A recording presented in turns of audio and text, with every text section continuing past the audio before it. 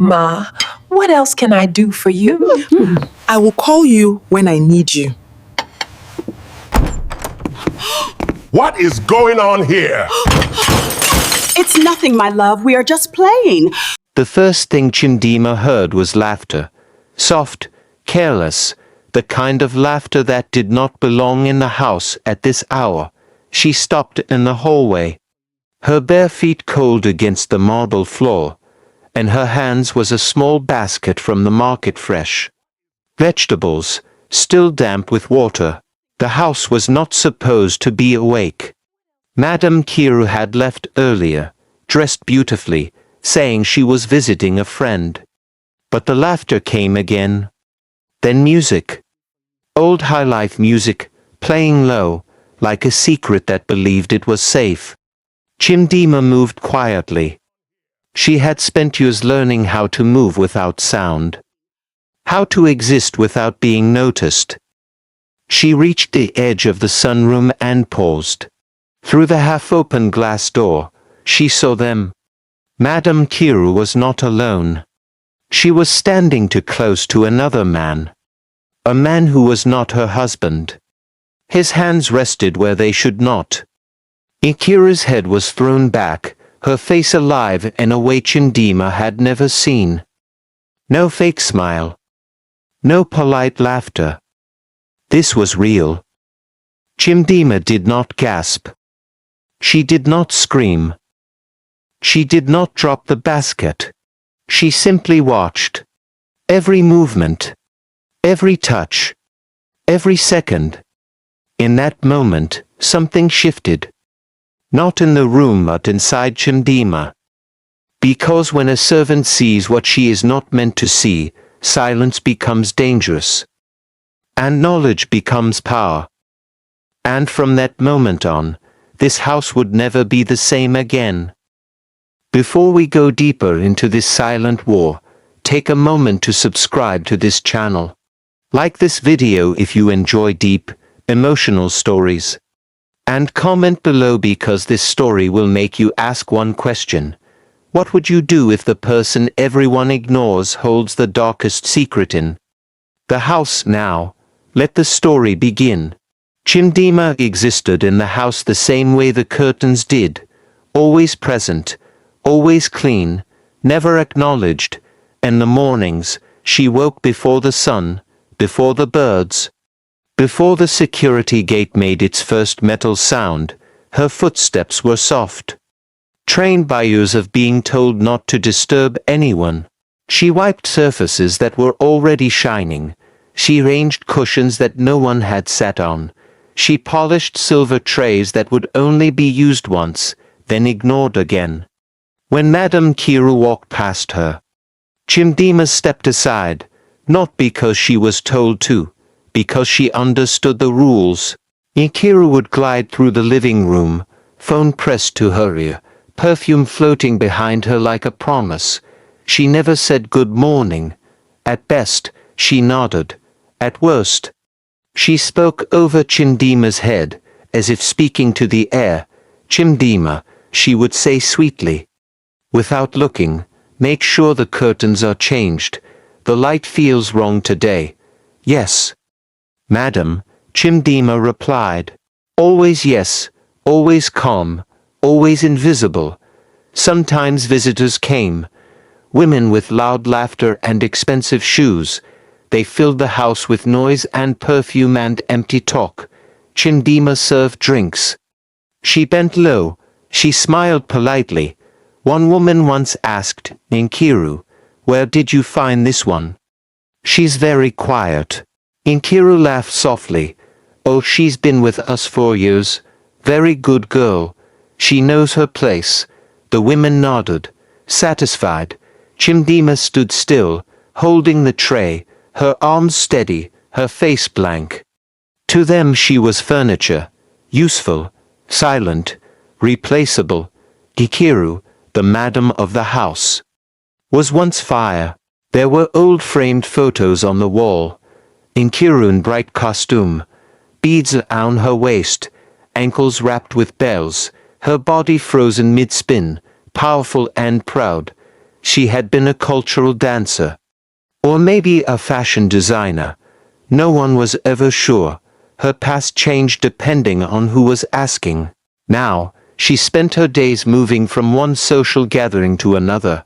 Luncheons, birthdays, charity events, always dressed perfectly, always smiling, always bored. She sat in the house during the afternoons, scrolling endlessly on her phone. "This life is tiring," she said one day. Dropping onto the sofa, Chimdima was nearby, arranging flowers. "Men are so predictable," Nkiru continued, speaking to no one in particular. "Always working, always traveling, always busy." "Yes, madam," Chimdima said softly. Nkiru looked at her then. "Just for a second. You're lucky," Nkiru said. Her smile thin. "You don't have to think about these things." She laughed lightly, as if she had said something kind. But her eyes were tired, brittle, like glass that had been polished too many times. When Chica was around, the house changed. His presence was heavy, solid. The air itself seemed to straighten. Chica was a self-made man, an industrialist. He believed in structure, in respect, in order. His voice was not loud, but when he spoke, people listened. "Why is this chair not straight?" he asked one evening, adjusting it himself. Chimdima rushed forward. "I'm sorry, Ogre. I will fix it." He nodded once. "No anger. No warmth. Make sure it does not happen again." "Yes, Ogre." Chica treated Chimdima like part of the system. Not cruelly. Not kindly. She was simply there to make sure things ran well. And as long as they did, he was satisfied. He noticed cleanliness, silence, discipline, good work, he once said, glancing around the house, not to Chimdima directly, just to the space. The house itself watched everything. It was large, cold, beautiful, a blend of modern luxury and old tradition. Smooth marble floors, tall glass windows, but also wooden stools carved with age, ichi masks hanging silently on the walls. Their hollow eyes staring. The house was always clean. Too clean. There was no room for mistakes. No room for noise. No room for weakness. The walls absorbed secrets. The floors reflected faces that pretended nothing was wrong. Every object had its place. Every person had their role. And Chimdima knew hers. She moved through the rooms like a shadow, watching, listening, remembering, because in a house like this, silence was not emptiness, it was waiting. Chimdima returned from the market earlier than planned. The sun was still high. The road was quieter than usual. She balanced the basket easily on her arm, her step steady. Her mind already listing what needed to be cleaned before evening. The gate opened. Something felt wrong immediately. The house was not silent. As she stepped inside, she heard it. Laughter. Soft. Loose. Not the careful laughter Madam used with visitors. This one was warm. Free. Unfamiliar. Chimdima stopped. She tilted her head slightly. Then came music. High life. Low. Slow. Old songs her father used to hum while fixing his radio. The sound floated gently through the corridor, like it was not meant to be heard. Chimdima's heart did not race. She did not panic. She simply walked slower. Her slippers made no sound as she passed the dining area. The music grew clearer. The laughter came again, closer now. A man's voice, relaxed, confident. That song, the man said, amused. "You always loved it." Nkiru laughed. Not the polite laugh she used in public. This one was deep. Alive. "You remember too much," she replied. Chimdima reached the edge of the sunroom.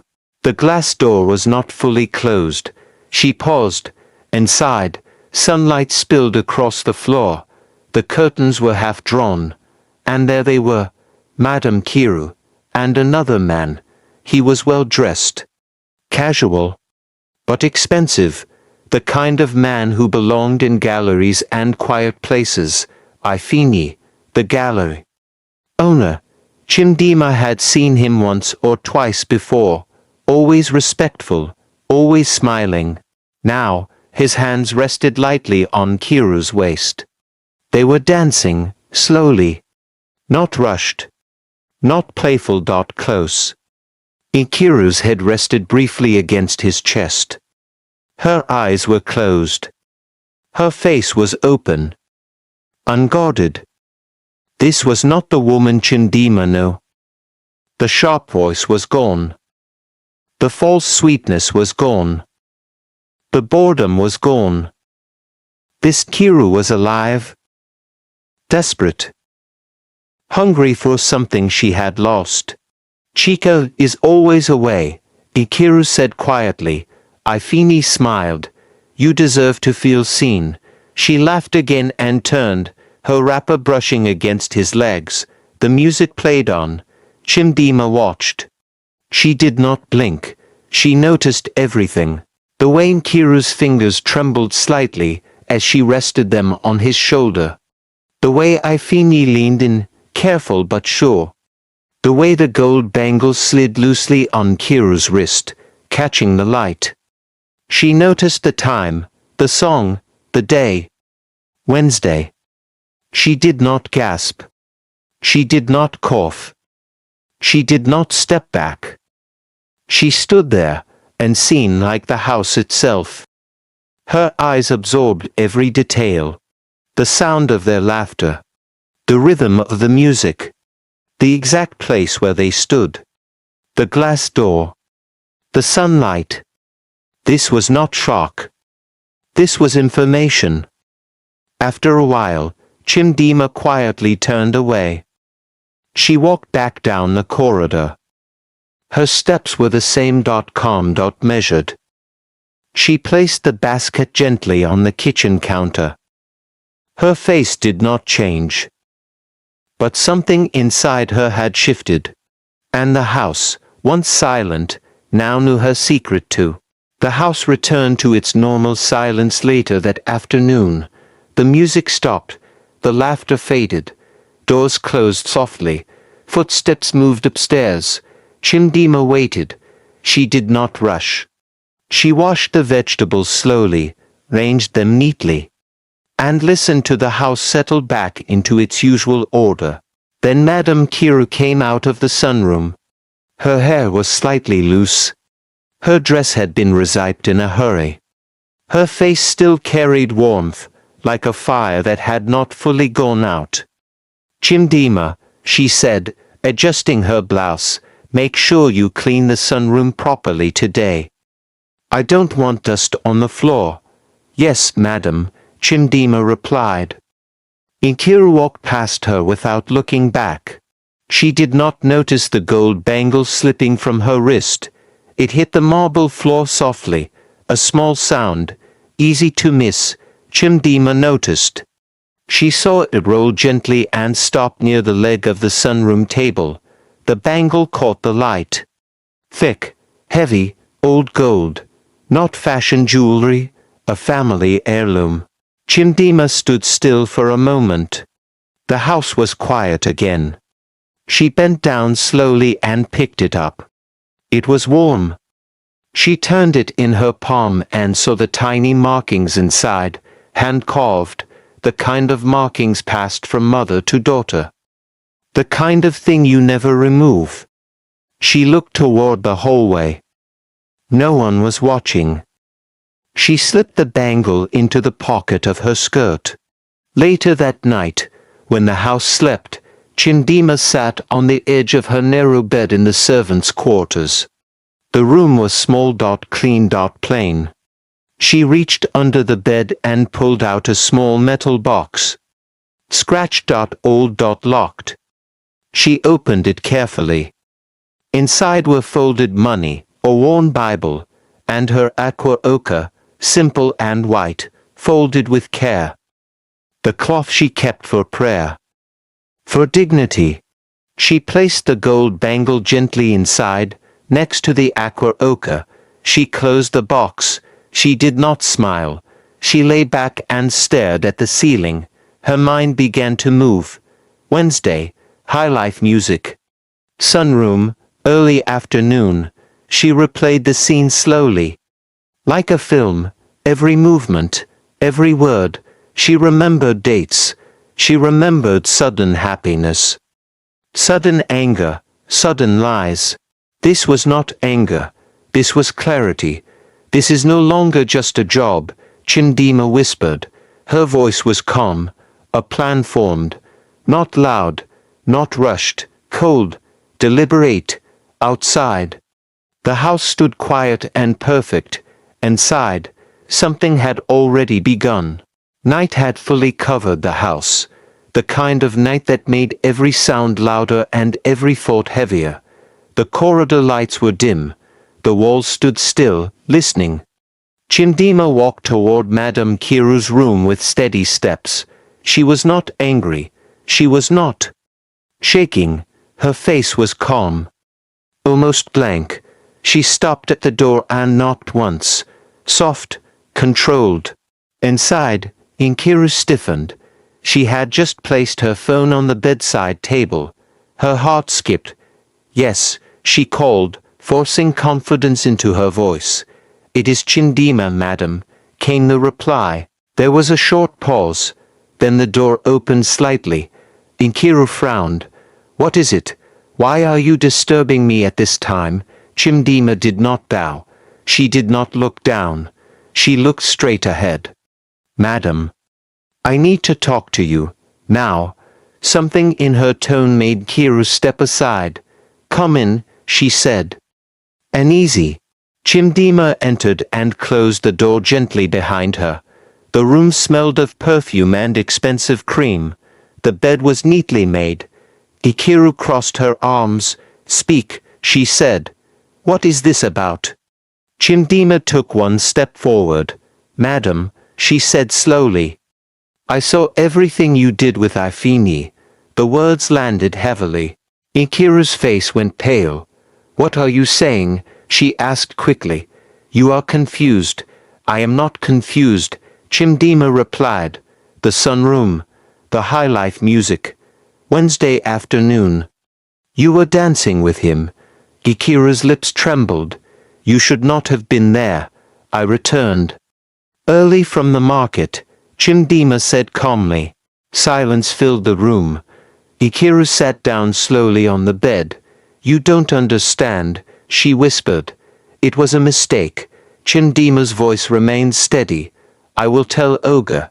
Nkiru stood up sharply. No. Her voice broke. Please, Chindima, don't do that. She moved closer. Desperation showing. If my husband hears this, my life is finished. My marriage is finished. Chindima looked at her without pity. You should have thought of that. Tears rolled down Kiru's face. I beg you, she said, kneeling suddenly. Please. I will do anything. Chindima did not move. Anything you tell me, Nkiru continued, her voice shaking. Anything? Just don't tell him. The room was quiet except for Nkiru's breathing. Chindima watched her. The madam of the house. On her knees. You will do anything? Chindima asked quietly. Yes, Nkiru said quickly. Anything. Chindima nodded once. Then you will listen to me. And you will obey. Nkiru lowered her head. Yes. Chindima turned toward the door. Good night, madam. She opened the door and walked out without looking back. Nkiru remained on the floor, trembling. The power in the room had changed. And both women knew it. The new order settled into the house like dust, quiet, persistent, impossible to ignore. It began with small corrections. Chindima's voice changed first. Still calm, still soft, but firmer, certain. She no longer waited for instructions, she gave them. One afternoon, the accident happened. Ikiru carried a pot of solo across the kitchen. Her hands shook. Her mind was elsewhere. The lid slipped. Thick white soup spilled onto the tiled floor, spreading slowly like milk. She froze. Chimdima looked down at the mess. She did not rush. She did not shout. The solo you spilled is difficult, she said evenly. It stains. I'm sorry, Ikiru whispered. I'll call you to clean it. Chimdima shook her head. No, you must learn. She picked up a sponge and placed it gently on the floor. Here, kneel. Ikiru's breath caught. Chimdima, kneel, Chimdima repeated, slowly, painfully. Ikiru lowered herself to the floor. Her knees touched the cold tiles. Her hands trembled as she scrubbed. The white soup clung stubbornly to the floor. Harder, Chimdima said. If you rush, it spreads. Tears fell. Mixing with the water. Chimdima watched silently. That was phase 1. Humility. After that, Chimdima began to feel unwell. My head is aching, she said one evening, lying on her narrow bed in the servants' quarters. Ikiru stood at the doorway, unsure. Should I call the nurse? No, Chimdima replied. Cook. What, Jifufu? And Ofonagbu. Properly. Ikiru nodded quickly. She cooked like she had never cooked before. Bitter leaf washed again and again. Fufu pounded carefully. She served the meal at the small table in the servants' room. Stand. Chimdima said. Ikiru stood. Chimdima ate slowly. The fufu is too soft, she said. Next time. Make it firm. Yes, Ikiru replied, her eyes lowered. That was phase 2, servitude. Then came the final layer. One morning, Chimdima said, I need per ego. Ikiru brought money quickly. Chimdima did not take it. Lower your head, Ikiru obeyed. And say it, Da Chimdima, she whispered. Chimdima took the money. From that day, it became law. Bo. Speak. Obey. The house saw it. The walls understood it. The roles were no longer hidden. The kingdom had inverted. Ikiru's world began to shrink, slowly, subtly. The house felt heavier, colder. She moved through it like a shadow of herself, her expensive lolly beads, once a sign of wealth and status, now weighed her down, clinking quietly against her wrists and ankles with every step. A constant reminder of her loss of power. Her face, always carefully made up, looked tired, hollow, gaunt. The expensive silk and lace she wore could not hide it. She tried to regain control, and the only way she knew through charm and gifts. One afternoon, she appeared at Chimdima's quarters with a bag of colorful anchor fabrics. Da Chimdima, she said, forcing a bright smile, I thought you might like these. Just small gifts. Chimdima looked up slowly from her Bible. Her eyes were calm. Thank you, madam, she said softly. She did not reach for the fabric immediately. She folded her hands over the book. I will keep them. Ikiru's smile faltered. She tried again. I also brought some sweetmeats. And the new perfume. From Lagos. I remembered you liked it. Chimdima's gaze did not waver. She shook her head slightly. You are very thoughtful, madam. But I do not need these things. Ikiru's shoulders slumped. She tried a different approach. She began searching for dirt, for evidence. For anything in Chimdima's life she could exploit. She peered into drawers. She asked casual questions about her family. She lingered near the small box under Chimdima's bed. But the box remained locked, its secret safe. Ikiru's frustration grew quietly. burning behind her polite words. Meanwhile, Chimdima's life outside the house was quietly expanding. She sent small parcels of money to her brother's children in the village. She studied her worn Bible, tracing the verses with her fingers, reading slowly, absorbing strength from the words. Every line reminded her that she was not weak, that her lifetime of being called who with a smile mocked, ignored, invisible had not broken her.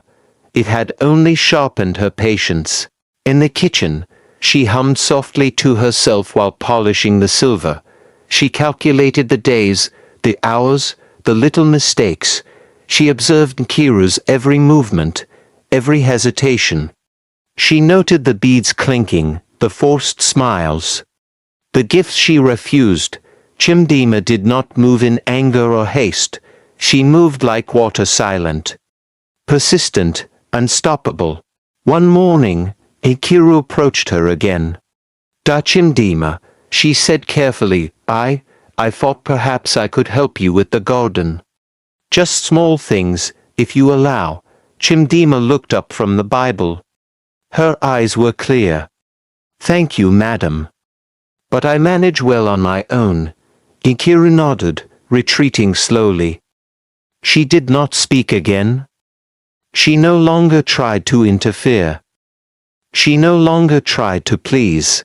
The expensive beads and fabric, the perfume and the gifts, they all felt like chains. She moved through the house, serving quietly, her spirit shrinking under the weight of her own pride. Chimdima, in contrast, grew. Not in wealth, not in luxury, but in control, in quiet power. Every small act, sending money to the village, studying her Bible, observing the household, was a stitch in the tapestry of her ascension. She had learned to wait, to watch, to plan. She had learned that the strongest power was not in being seen, but in being invisible until the moment of reckoning. The house watched silently. The walls reflected the change. The masks, the mirrors, the ichi carvings, they all bore witness. Ikiru's descent was visible, tangible. Chimdima's rise was steady, deliberate, and unstoppable. The balance had shifted completely. The silent war was no longer a secret. It was a reality. The house remained spotless. Every corner gleamed. The smell of lemon and soap lingered in the air, clinging to the marble, the curtains, the polished wood. Chika walked in one morning. His steps heavy but measured. He looked around, his eyes scanning the rooms quickly. "Nkiru," he said, pausing in the hallway. "You seem thinner these days. Are you eating properly?" Nkiru smiled faintly. She forced a nod. "Yes, Oga, I'm fine." Chika did not notice the strain in her shoulders, did not notice the hollow under her eyes.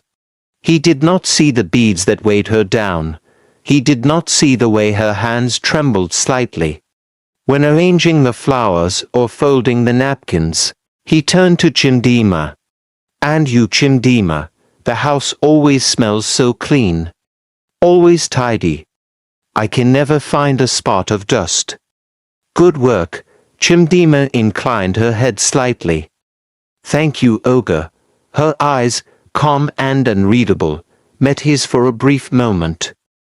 He did not see anything behind them. He could not see the silent war that had taken root in his home. Days passed. Weeks passed. Nkiru became gaunt, her expensive fabrics now a burden. Chimdima's power grew steadily. Each order, each demand, carefully measured. Every time Kiru reached for a tray, held a sponge, bowed her head, or addressed her as Da Chimdima, the walls absorbed it. The house itself had changed. Then came the ultimate test. Chimdima stood in the doorway of the sunroom, her arms folded. Outside, the late afternoon sun cut through the glass, lighting the room in sharp gold. Nkiru stood below the ladder, clutching a bucket and a sponge, Her breathing was uneven. The windows gleamed already. But Chimdima's eyes were sharp, searching for the smallest flaw. "You are going to clean every window," Chimdima said softly, her voice calm, but carrying an authority that did not allow reply. "And you will do it properly." "Yes, da Chimdima," Nkiru replied, her voice shaking slightly. "Ifini will be coming soon," Chimdima continued. "He must see the house as it should be. A good wife keeps her husband's house clear, so he can see everything." Nkiru's hands tightened her on the sponge. She began to climb the ladder slowly, placing each foot carefully. Her body trembled slightly, but she forced herself upward. The sunlight struck her back, highlighting the hollow of her cheeks, the strain in her arms. The expensive lolly beads on her wrists jingled quietly with every movement. Chimdima watched, silent, her eyes cold, her mind calm. Outside, a car engine sounded. "Chica." Nkiru froze. Her heart raced. The fear threatened to overtake her, the shame, the humiliation, the knowledge that Chimdima had orchestrated this. But then something shifted, a hardness, a clarity. Now, she would not break. She took a deep breath. She adjusted her stance on the ladder. She continued scrubbing, each motion deliberate, precise. The water ran over her hands. She could feel the sun on her skin. She could hear Chimdima's calm presence behind her. "You will not look down," Chimdima said softly. "You will not complain. You will finish." Nkiru's eyes, wide and alert, caught the reflections in the glass. She felt the weight of her own pride, the weight of the beads, the strain of her body. She felt fear, yes, but also something else. Determination, Nakpali, a clear-eyed awakening. She would survive this. She would endure. She would not give Chimdima the satisfaction of seeing her break completely. The car stopped. The engine cut. Chica's footsteps approached. Nkiru continued. Each swipe of the sponge, each drop of water, became a statement, a defiance. A silent claim that she was still herself, that she would not be entirely conquered. Chimdima's lips tightened slightly, but she said nothing. She knew. The game had reached a new level.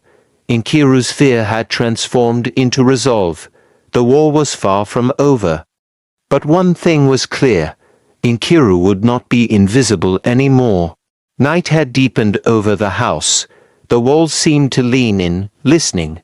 Nkiru moved slowly through the quiet corridors, her steps measured, her breathing steady. Her expensive clothes whispered softly against the floor, but her posture was straight. Her head held carefully. She did not cry. She did not plead. She did not tremble. Calmness had settled over her like a cloak. She stopped outside Chica's study. The door was closed. She could hear the soft tick of the clock inside. Her hands rested lightly on the polished wood. She drew a slow breath. Then she entered. The study smelled of leather and polished wood. Books lined the shelves. Papers were stacked meticulously on the desk. Chica sat behind it, reading something, unaware of her presence at first. Nkiru moved to the center of the room. She lowered herself slowly to her knees. Kneeling was not weakness. It was tradition, a sign of respect. A sign that what she was about to say carried the weight of her life and her mistakes. She waited. Her eyes met Chica's. His brow furrowed slightly. He noticed immediately that she was calm. There was no tear-streaked face, no trembling lips. She was collected, deliberate. He leaned back in his chair, the leather creaking under his weight. "Chica," she said softly, "I must tell you everything. I cannot hide it any more." He remained silent, his eyes narrowed. She began slowly, deliberately, recounting each detail. "I have been afraid, But I will not lie, Madam Kiru. She was with Ifini in the sunroom. I saw them. I saw the music, the dancing, the laughter. I saw everything. She paused, letting each word sink in. Then I took the bangle she dropped. I used it too, to make her obey me. She forced Kiru to bow, to serve, to give me money. Her hands rested on her thighs. She did not flinch. I did what I had to do. I will not hide it. She thought she controlled everything. But it was a lifetime of being called slave, a lifetime of being invisible, that gave me the patience to act.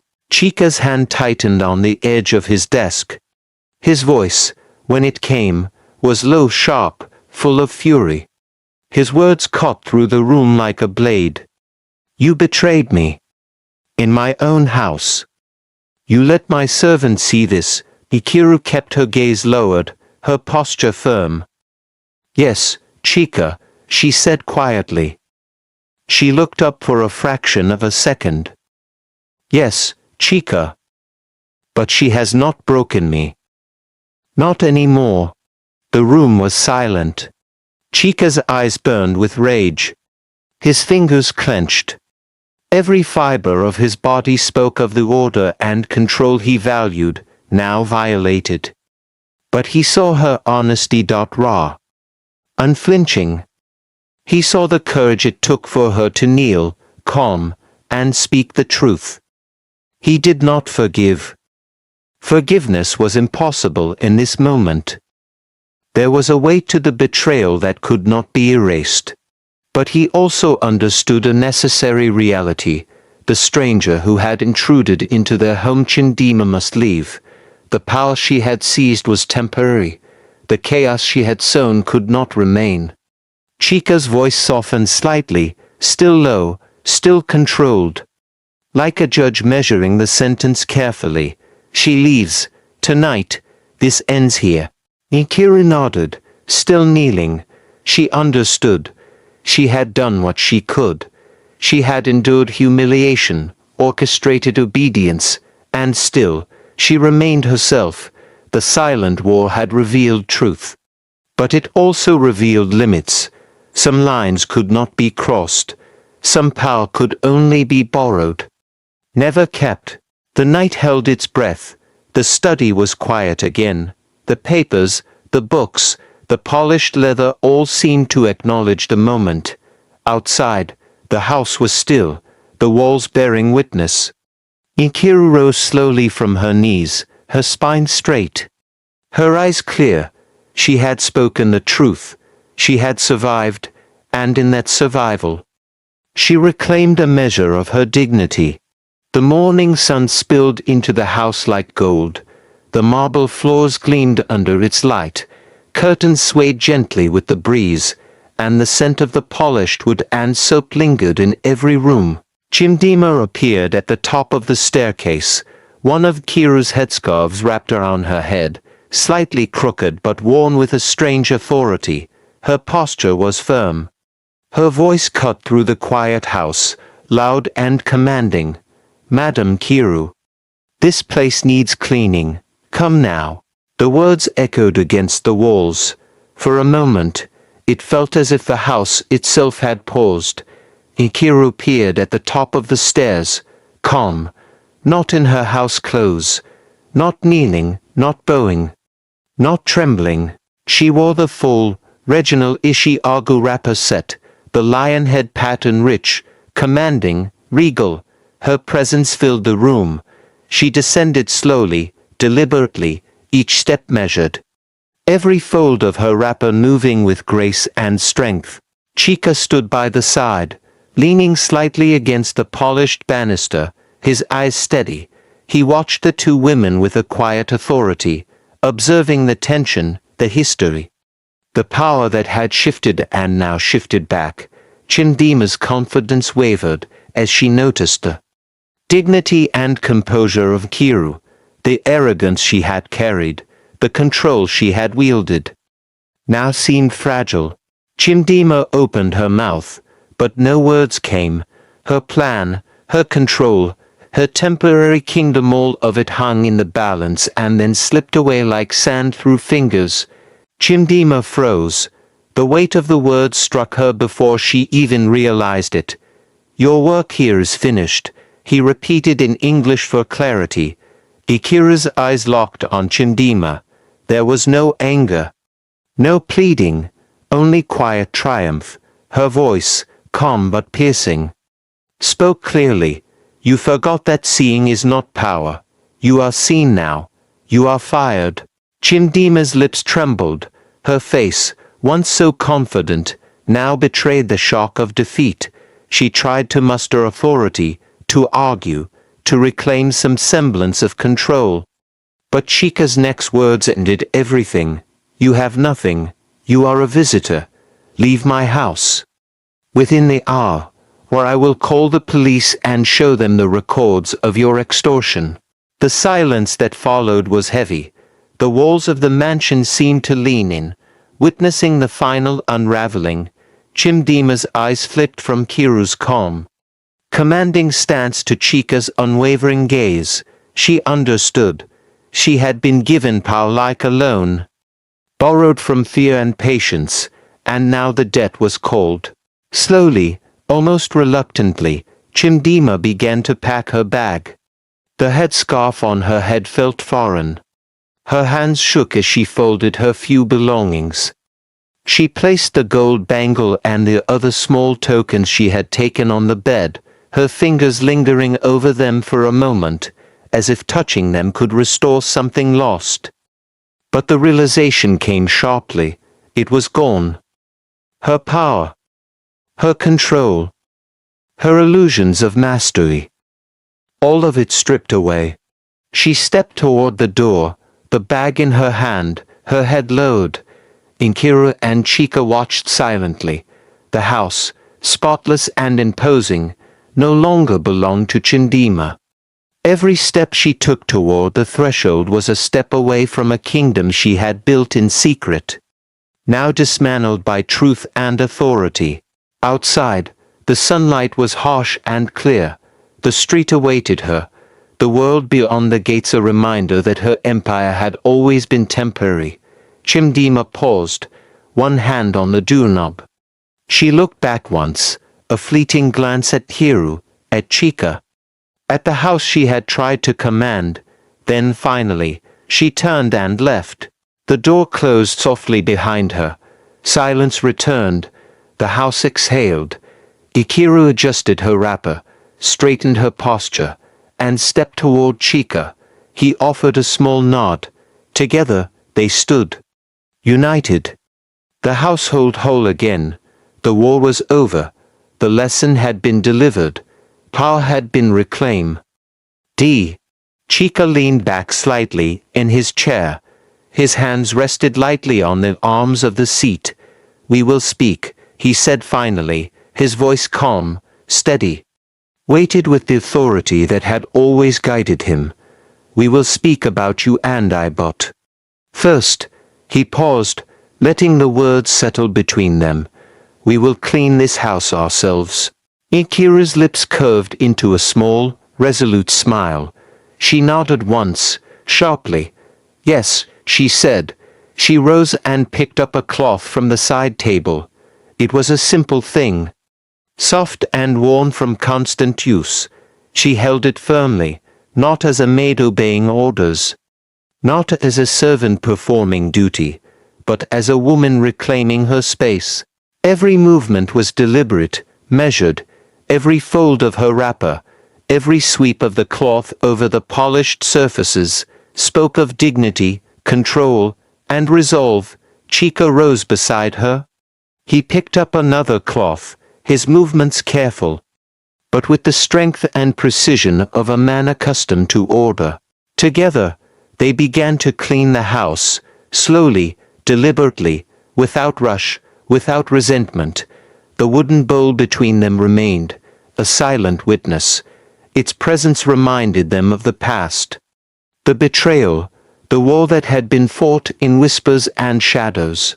Yet the house itself began to breathe again. The walls, the floors, the furniture all reflected their effort. their unity, their choice to reclaim what had been fractured. Ikira's mind wandered briefly as she worked. She remembered the fear, the subjugation, the moments when she had thought she might break. But now, as she wiped the polished table, straightened a vase of flowers, adjusted the curtains, she felt something else, power reclaimed, dignity restored, penance begun in earnest. She did not seek revenge, she did not seek to dominate, she simply restored what was hers by right, the balance of her home, the order of her life, the calm of her spirit. Chika watched her, not as a master observing a servant, but as a partner witnessing a woman reclaiming herself. He said nothing, only moved with quiet authority beside her, adjusting, arranging, restoring. Together, they worked in silence. The air felt lighter, the house steadier. The wooden bowl remained between them, a reminder, a symbol, a witness to what had passed and what now would endure. The sun climbed higher, filling every corner with light. Inkiro straightened, lifted her head, and took a deep breath. She was no longer just a woman who had suffered betrayal. She was a woman who had reclaimed her space, her dignity, and begun the true work of her life, the careful, deliberate rebuilding of trust, order, and self-respect. The house was no longer a battlefield. It was a home once more. The bus park was hot, loud, and dusty. Red earth rose with every footstep. Chimdima sat on a low wooden bench, her small bag at her feet. The bag looked lighter now, not because it weighed less, but because it held nothing that mattered anymore. On her. People shouted destinations, conductors argued, engines coughed and groaned, life moved forward. Without noticing her fall, she wiped sweat from her forehead and stared ahead. Her eyes were tired, sharp, but tired. She had nowhere urgent to go, only away. A sleek black SUV rolled past the park slowly, smooth and silent. Untouched by dust, its dark windows reflected Chimdima's face as it passed. For a brief second, she saw herself clearly. Not powerful, not feared, just a woman sitting at a bus park waiting. The SUV did not stop. It turned toward the village road and disappeared. Chimdima followed it with her eyes until it was gone. Something settled in her chest then, not anger, not regret, understanding. Her cleverness had worked, yes, but only for a moment. Power borrowed always returns to its owner. She had mistaken access for authority, silence for control, fear for victory. The house had never been hers. The power had never truly been hers. She had only disturbed the order, briefly, like dust on polished floors. A bus roared into the park, old, scratched, packed tight with bodies and noise. Conductors banged on its sides, Inugu wary, aber. People rushed forward. Chimdima stood. She lifted her bag. No one looked at her twice. No one bowed. No one feared her. She stepped into the crowd and was swallowed by it, pressed between strangers. Her face disappearing among many others. The bus door slammed. The engine growled. The bus pulled away, trailing dust behind it. Chimdima was gone. Somewhere else, far from the noise, a house stood quiet and clean. Inkiro and Chika moved through it slowly, deliberately, learning how to exist again without lies. Their story did not end at the bus park. It continued, changed, scarred, but honest, and life, as always, moved on.